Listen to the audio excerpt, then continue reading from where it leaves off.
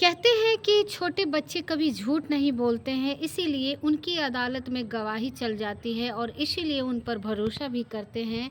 ऐसे ही एक छोटा सा बालक था जिसके सामने बहुत सारे मीडिया वालों के माइक लगे हुए थे, उससे सवाल जवाब कर रहे थे। उस छोटे से बच्चे ने कहा कि जब पहलगांव के अंदर गोलियां चल रही थी, उस वक्त उसका परिवार और लगभग 20 लोग और जो थे, जो अपनी जान बचाने के लिए पेड़ों की ओट ले रहे थे, इसी बीच में जाकर पेड़ों के पास छिप जाते हैं।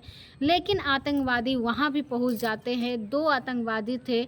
दोनों आतंकवादी ने पूछा कि तुम में से जो मुसलमान है वो एक तरफ खड़े हो जाओ और जो हिंदू है वो एक तरफ खड़े हो जाओ। इसीलिए दोनों को अलग-अलग हिस्से में कर दिया जाता है। अब उन्हें भी करना था, जो उन्हें फैसला लेना था किसको मारना है और किसको छोड़ना है, वो उस अपने फैसले को कर लेते हैं और आतंकवादी वहाँ से चले जाते हैं। लेकिन जो छोटा-सा बच्चा था, उस बच्चे के पिता की तो मौत हो चुकी थी। वो उसी लड़ाई में, जिस लड़ाई का उसको पता नहीं था, कि उसको ये भी नहीं मालूम था कि उसके पिता की गलती क्या है और उसके पिता मार दिए जाते हैं। अब उस बालक की जो बाइट थी, उस बालक की जो खबर थी, उस बालक की जो कहानी थी, उसके मुँह से निकली थी, वो सोशल मीडिया पर वायरल होने लगती है और जो इस कहानी को जान रहा था, समझ रहा था, सुन रहा था, उसकी आँखों से आँसू निकल रहे थे। आखिरकार इस बच्चे की और बच्चे के पिता की क्या गलती थी? तो सबसे पहले आप सभी को मेरी तरफ से नमस्कार और आप सभी का मेरा यूट्यूब चैनल में बहुत-बहुत स्वागत है। आज जो सच्ची घटना मैं आपको सुनाने जा रही हूँ, ये सच्ची घटना है जम्मू कश्मीर का एक ज़िला है अनंतनाग, और अनंतनाग ज़िले का ही एक गांव लगता है पहलगाँव। दरअसल पहलगाँव में ये 4 बहनों का इकलौता भाई होता है। नाम उसका सैलेस कथलिया होता है, जो कि गुजरात के अमरेली ज़िले के गांव धुर्ब फानिया का रहने वाला होता है। क्योंकि उसके बैंक में नौकरी लग चुकी थी, इसीलिए वो बहुत समय से सूरत के हरिकुंज चिंडूबाड़ी में रहने लगता है। और वहाँ पर उसकी जब बैंक में नौकरी थी तो बच्चे थी और उसकी बेटी थी, उसकी पत्नी थी, साथ रहने लगते हैं। लेकिन कुछ दिन पहले ही उसका ट्रांसफ़र हो जाता है मुंबई के लिए और मुंबई रह जाता है। और इस बार उसका साल 2025 को 22 अप्रैल को उसका 44वां जन्मदिन मनाना था और वो अपनी पत्नी से बातचीत करता है। पत्नी कहती है कि इस बार तो कहीं बाहर चलते हैं घूमने के लिए। परिवार बोले बैठते हैं, यानी कि एक बेटा एक बेटी, पत्नी और पति बैठ जाते हैं और फैसला करते हैं। बच्चों से पूछते हैं तो बच्चों कहाँ जाना है, पसंद करो। तो बच्चे कहते हैं कि इस बार तो कश्मीर चलते हैं। जैसे ही कश्मीर चलने की बात आती है, आखिरकार वो श्रीनगर पहुंच जाते हैं और श्रीनगर से पहला जो पड़ाव होता है उनका, वो पहलगाँव का होता है। और पहलगाँव का वो बैसरन घाटी होता है, जहां पर वो गए थे। 22 अप्रैल 2025 की दोपहर लगभग 2:30 बजे के आसपास का वक्त हो रहा था, और जिसको इस बेसन घाटी को मिनी स्विट्ज़रलैंड भी कहते हैं। और इसे देखने के लिए दूर राज से, देश भर से लोग आते हैं। लोग अपने अपने इस खूबसूरत वादियों को अपने मोबाइल में, अपने लम्हों में, अपने यादों में कैद कर रहे थे। और इसी बीच में पता चलता है कि गोलियां चलनी शुरू हो जाती है। लगभग 20 लोगों की ये टुकड़ी थी, जिसमें इस बैंक का कर्मचारी, उसकी पत्नी, उसकी बेटी और वो खुद भी शामिल होता है। और वो अपने आप को बचाने के लिए, अपने परिवार को बचाने के लिए जाकर पेड़ की ओट ले लेता है। जैसे ही छुपता है, 2 आतंकवादी आते हैं। उन्होंने जो वेशभूषा पहनी हुई थी, ऐसा लग रहा था देखकर जैसे पुलिस वाले हो। उनके हाथ में आधुनिक हथियार थे और वो आकर यहाँ कहते हैं कि जो हिंदू है वो एक तरफ खड़े हो जाए और जो मुसलमान है वो एक तरफ खड़े हो जाए। उन दोनों को अलग अलग किया जाता है और इसी बीच में गोली चला दी जाती है। जिसको मारना था उसको मार के निकल जाते हैं। और ये जो छोटा सा बालक था, जिसकी उम्र लगभग 7-8 साल के आसपास मुश्किल से हो रही होगी, उसके पिता शैलेश की हत्या कर दी जाती है। और ये कहानी सोशल मीडिया पर बहुत तेज़ी के साथ वायरल हो जाती है। दोस्तों, मीडिया के सामने ये बच्चा बात कर रहा था, तब लोगों की आंखों से आंसू नहीं रुक रहे थे। ऐसी एक कहानी है पहलगाँव के रहने वाले सैयद आदिल हुसैन शाह की। सैयद आदिल हुसैन शाह जब अपने उस मालिक को खुश करने के लिए घोड़े को अपनी जगह पर छोड़ के चला जाता है और साथ ही पहुंच जाता है वहां पर अपने मालिक को ये बताने के लिए कि जिसको वो ट्विस्ट के वो घूम रहा है, फिर रहा है, ताकि उसे इनाम मिल सके। इसीलिए वो वहां जाता है और जाने के बाद देख रहा था कि गोलियां चल रही थी। उसने हिम्मत जुटाई और हिम्मत जुटाने के बाद आतंकवादियों से कहा कि खुदा के वास्ते तुम ये सब क्या कर रहे हो? जानते नहीं हो इन बेगुनाहों को क्यों मार रहे हो? जैसे ही आदिल ने ये बात कही, आतंकवादी के कान पर जब नहीं रेंगे, उसे इस बात का कोई फ़र्क नहीं पड़ रहा था। लेकिन आदिल हिम्मत जुटाई, उसने कहा क्यों ना इसकी बंदूक छीनकर यहाँ से भाग जाऊँ या फिर अलग को फेंक दूँ। इसीलिए आदिल ने उनकी बंदूक को जैसे ही छीनने की कोशिश की तो उस आतंकवादी ने उस आदिल को भी नहीं छोड़ा। उसके सीने में भी कई गोलियां मार दी, उसके शरीर को भी छलनी कर दिया। आदिल को भी मौके पर मौत हो जाती है। लेकिन जब उसने मरने की सूचना जब उसके घर वालों तक पहुंचती है तो पता चलता है कि वो अपने परिवार का इकलौता ऐसा व्यक्ति था जो परिवार का भरण पोषण कर रहा था। वो घोड़े पर ट्विस्ट को बिठाकर ऊपर लाता था और जो भी पैसे कमाते थे अपने घर वालों को और मालिक को जाकर पैसे दे दिया करता था। जिस दिन उसका सुरपुदे खाक होता है, उस दिन कश्मीर के मुख्यमंत्री भी वहाँ पर पहुँच जाते हैं। वहाँ कहते हैं कि इस मज़दूर को वाक़ई इसने बलिदान दिया है और इसने लोगों की जान बचाने की कोशिश की है, लेकिन उसकी कोशिश कामयाब नहीं हुई। ये एक अलग बात है। ऐसे ही कहानी एक असम विश्वविद्यालय में है, जो बंगाली डिपार्टमेंट का एक एसोसिएटेड प्रोफेसर होता है, जिसका देवशिष भ्रष्टाचार्य होता है। वो अपनी पत्नी मधुमिता और बेटा प्रदीप के साथ वहाँ पर पहुँचते हैं। जैसे ही उन्होंने भी अपने आप को बचाने के लिए एक पेड़ की ओट ली तो वहाँ पर आतंकवादी आ जाते हैं। और जैसे ही आतंकवादी आते हैं तो यहाँ पर जो लोग मौजूद होते हैं उन लोगों कुछ लोग कमला पढ़ा रहे थे, तो इलाह इलाह मोहम्मदपुर रसगुल्ला इस तरह से जब कलमा पढ़ा रहे थे तो इस व्यक्ति ने उन्हें देखा और देखने के बाद समझ गया कि आखिरकार क्या पढ़ना है, क्या नहीं पढ़ना है। आतंकवादी ने कुछ पूछने की कोशिश की कि क्या राम राम बोल रहे हो, क्या कर रहे हो। इस तरह की जब बात आई तो उसने कहा नहीं। जब ये ज़ोर से बोलने लगता है कि ला इशला, तो जब वो समझ जाते हैं कि इसको जो छोड़ देते हैं। देवा आशीष जो है कि प्रोफेसर होता है, एसोसिएटेड प्रोफेसर असम विश्वविद्यालय का, इसके बच्चों को भी छोड़ देते हैं, इसकी पत्नी को भी छोड़ देते हैं। इसके पास में एक और व्यक्ति होता है जो शायद ये समझ नहीं पा रहा था कि आखिरकार ये आतंकवादी क्या कहना चाहते हैं, क्या कहलवाना चाहते हैं, और वो चुपचाप ये समझ नहीं पाया और गोलियां से छलनी कर दिया जाता है। जब मीडिया वालों को इस व्यक्ति से पूछा कि तुम्हारी जान कैसे बची, तब इसने कहा कि उन्होंने कोई आदेश नहीं दिया था, लेकिन हम अपने आप से ही ऐसा पढ़ने लगे, इसीलिए वो हमारे पास आकर आराम से निकल जाते हैं।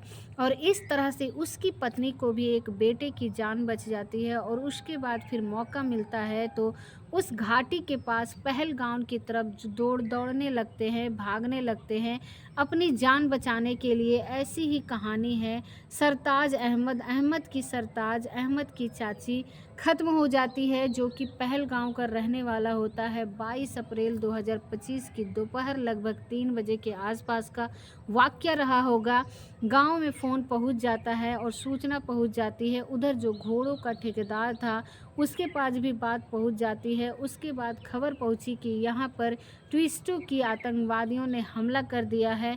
यहाँ पर बहुत भगदड़ मची हुई है, कई लोग घायल हो चुके हैं, कई लोग मर चुके हैं। जो जैसे ही सरताज अहमद ने ये बात सुनी, क्योंकि इसकी सोशल मीडिया पर एक वीडियो बहुत तेज़ी के साथ वायरल हो रही थी, ये दोपहर वहाँ पहुँचते हैं। पहुँचने के बाद देखते क्या है कि जो लोग घायल हैं उनमें से एक घायल को अपनी पीठ पर बिठाता है, जो कि उसकी गंभीर चोटें आई हुई थी। उसको सीधा हॉस्पिटल लेके जाता है, इसके गांव लेके जाता है। जबकि इनके घर में एक मौत हो चुकी थी, उस मौत को छोड़कर वो सीधे मौके पर जाने के बाद लोगों को पानी पिला रहे थे, उनको दवाई दिलाने की कोशिश हॉस्पिटल लेकर जा रहे थे। इस तरह की मेहनत करते हैं और इसका जो वीडियो था वो सोशल मीडिया पर वायरल हो जाता है। और इस घटना से पहले और इस घटना के बाद कई अलग-अलग चेहरे देखने को मिलते हैं। ऐसे ही एक चेहरा होता है नौजात अली का, जो कि पहलगाँव का रहने वाला होता है, जो कि कपड़े बेचा करता था, फेरी लगाया करता था और फेरी लगाता है और कई साल से कभी छत्तीसगढ़, कभी किसी राज्य में पहुँच जाता है। ऐसे ही एक व्यक्ति होता है जिसका नाम कुलदीप संस्थापक होता है, जो कि छत्तीसगढ़ के चिड़ीगीटी नगर का रहने वाला होता है। उसको एक बार दावत देता है कि साहब हमारे यहाँ पर कभी कश्मीर घूमने के लिए आइए और देखना हम आपको कश्मीर घुमाएंगे। जैसे ही या इसके कुलदीप अपने साथियों के साथ, जिसमें शिवस होता है, शिवस जैन, हैप्पी वर्धमान और अरविंद अग्रवाल, 4 दोस्त होते हैं और चारों दोस्त के साथ इनकी टीम होती है। 10-12 साथी होते हैं, परिवार, बच्चे सब होते हैं। इसी बीच में 11 लोग जो थे बताया जाता है और ये पता चलता है कि जब इन्होंने ये पहलगाँव पहुँचे तो इन्होंने नौजात अली को फ़ोन कर दिया था, नौजात अली हम तुम्हारे गाँव में घूमने के लिए आए हैं, क्या तुम हमारा अपना गाँव घुमाने की कोशिश करोगे नहीं? नौजात अली को जैसे ही पता चलता है, उसे ये पता चलता है कि उधर गोलीबारी भी हो चुकी है। एक तरफ गोलीबारी चल रही थी, लेकिन नौजात अली ने हिम्मत जुटाते हुए उन गोलियों का सामना करते हुए 11 के 11 लोगों को ऐसे रास्ते से बाहर निकाला जहां गोलियां असर नहीं करती और ये 11 लोगों की जान बचता है। और जब इन लोगों ने, कुलदीप, शिवस, हैप्पी, अरविंद, इन्होंने जब अपने परिवार वालों को बताया कि हमारे गांव की तरफ, हमारे शहर की तरफ जब कश्मीर की नौजात अली आया करता था कपड़े बेचने के लिए, फेरी लगाने के लिए, हमारी जान उसी की वजह से बच चुकी है। जैसे ही ये कहानी सोशल मीडिया पर वायरल होती है तो नौजात अली का नाम भी सरजात अहमद की तरह और सैजत अदील की तरह सोशल मीडिया पर काफ़ी वायरल हो जाता है। साथ ही इस घटना के बाद पूरे देश भर आहत हो जाता है। हर कोई इस घटना को लेकर तमाम तरह की प्रतिक्रियाएं दे रहा है और ये आतंकवादियों के खिलाफ कड़ी से कड़ी कार्रवाई की मांग कर रहा है। एक तरफ जैसे ही ये घटना होती है, इस घटना के बाद से ये पता चलता है कि पहले लोग लाखों में कश्मीर जाया करते थे, लेकिन कुछ सालों से वहाँ करोड़ों की संख्या में लोग जाने लगे हैं और एक साल में बताया जाता है कि लगभग 2.5 करोड़ के आसपास लोग आने जाने लगे हैं। लेकिन जब से ये घटना हुई है पहलगाँव की, तब से लोगों के मन में एकदम डर बढ़ गया है, दहशत बैठ गई है और उन्हें लग रहा है कि जब ट्विस्ट ही सुरक्षित नहीं है तो वहाँ जाने से आखिरकार क्या फ़ायदा। पहलगाँव की इस घटना के बाद केंद्र सरकार ने पाकिस्तान की कमर तोड़ने के लिए 5 बड़े फैसले लिए हैं और उन फैसलों की चारों तरफ, चारों ओर चर्चा हो रही है। अगर हम पहले फैसले की बात करें तो पहला फैसला है पाकिस्तान सीमा पर आतंकवादी का समर्थन रोकने तक 1960 की सिंधु जल संधि स्थापित कर दी गई है। इससे पाकिस्तान में भले ही चाहे 5 बड़ी-बड़ी नदियां बह रही हो, जैसे सिंधु ही, चेनाब, झेलम और रावी, इस तरह की नदियों में, लेकिन सिंधु घाटी जो है उसकी शहरी वाटर सप्लाई रोक दी जाएगी। इससे हाहाकार की स्थिति पैदा हो सकती है, फसलों का उत्पादन में गिरावट आ जाएगी, क्योंकि सिंचाई नहीं होगी तो फसल कैसे उत्पादन होगा, बिजली का उत्पादन बंद हो जाएगा। वहाँ आसपास के लोगों को कितनी भारी दिक्कतें हो सकती है, बिजली ना जाने से सहजी ही अंदाज़ा लगाया जा सकता है। साथ ही दूसरे फैसले की अगर बात करें तो दूसरा फैसला है अटारी बाग चेक पोस्ट को तुरंत प्रभाव को बंद कर दिया गया है। वैध दस्तावेज के साथ जो लोग पहले की तरह आह पार कर चुके हैं उन्हें 1 मई से पहले वापस जाने को कहा गया है। आप अगर ऐसा होता है तो आयात निर्यात एक और ठप हो जाएगा और जैसे यहाँ से अगर आने जाने वाली चीज़ें, सोयाबीन है, चिकन है, फीड है, सब्जियां है, लाल मिर्च है, प्लास्टिक है, प्लास्टिक दाना है, प्लास्टिक यार्न है, इस तरह की कई चीज़ है जो यहाँ से जाती है। वहाँ से सूखे मेवे आते हैं, सीमेंट, खजूर, काज, जिम्स, सेंधा नमक, अलग अलग की कई जड़ी बूटियाँ भी जाती है, तो सब आनी बंद हो जाएगी। इसके बाद से ये बताया जाता है कि हर साल लगभग 3886 करोड़ रुपए का जो व्यापार है जो प्रभावित हो जाएगा। इससे और कहीं न कहीं पाकिस्तान की कमर ज़रूर टूटेगी। तीसरा फैसला जो कि है पाकिस्तान नागरिकों को सार्क वीज़ा छूट योजना के तहत भारत में प्रवेश की इजाज़त नहीं होगी और पहले जारी किए गए थे सभी वीज़ा रद्द किए गए हैं और ये एक वीएस वीज़ा पर पहले से भारत में मौजूद पाकिस्तानी नागरिकों को अगले 48 घंटों में भारत छोड़ने का आदेश कर दिया गया है। जब से ये आदेश हुआ है हज़ारों की संख्या में लोग यहाँ से सीधा अपने घर वापस जाने के लिए कोशिश कर रहे हैं और वो भी वापस आने की कोशिश कर रहे हैं। साथ ही चौथा जो फैसला है वो दिल्ली स्थित पाकिस्तानी उच्च आयोग में तैनात रक्षा और शैवी सलाहकारों को पर्सोना नॉन ग्राटा घोषित किया गया है। उन्हें 1 सप्ताह के अंदर भारत छोड़ने का आदेश दिया गया है। इसी तरह भारत अपने रक्षा सलाहकारों को इस्लामाबाद से वापस बुलाएगा। ऐसे 5 सहयोगी स्टाफ भी वापस बुलाए जाएंगे। इन पदों को अब शून्य माना जाएगा। पांचवा बड़ा फैसला है दोनों उच्च आयोगों में कर्मचारियों की संख्या 55 से घटाकर 30 करने का फैसला किया गया है और ये कटौती 1 मई 2025 से प्रभावी हो जाएगी। अभी फ़िलहाल 5 बड़े फैसले हैं लेकिन बड़ी संख्या में लोगों ने मांग करना शुरू कर दिया है कि पाकिस्तान को कड़ा रुख कड़ा जवाब देना ही पड़ेगा। साथ ही जिस तरह से कश्मीर में ट्विस्ट के साथ ऐसा हुआ है, आम लोगों के साथ ऐसा हुआ है, तो लोगों में एक तरफ दहशत बैठी हुई है, डर बैठा हुआ है और सबसे बड़ी बात यह है कि सरताज अहमद से एक मीडिया कर्मी से बातचीत करने की कोशिश की। उसने साफ साफ एक बात कही थी कि आप जब आते हो तब हमारे घरों के चिराग जलते हैं, हम हिंदुस्तानी हैं, आपके बिना हमारी ज़िंदगी अधूरी है। सहज ही अंदाज़ा लगाया जा सकता है कि अगर एक व्यक्ति कश्मीरी घूमने के लिए जाता है तो कम से कम पैसे भी खर्च करता होगा। 10,000 से कम उनके कर्ज होते होंगे नहीं। 5 करोड़ को अगर हम 10,000 से गुना भाग करें तो ये रुपये अरबों में बैठते हैं और इस तरह से कश्मीरी को बड़ा नुकसान होगा। और इस घटना के बाद हालांकि कश्मीर के वासिंदों ने इस बार पाकिस्तान मुर्दाबाद के खूब नारे लगाए हैं और इस आतंकवाद के विरोध में काफ़ी नारे लगाए गए हैं। अब आगे क्या होगा, सरकार क्या और बड़े कदम उठाएगी, जैसा होगा हम अपनी कहानी के माध्यम से आपको बताने की कोशिश करेंगे। दोस्तों, इस पूरे घटनाक्रम को सुनाने का उद्देश्य किसी को परेशान करना नहीं, किसी को दिल दुखाना नहीं, बल्कि आपको जागरूक करना है, आपको सचेत करना है।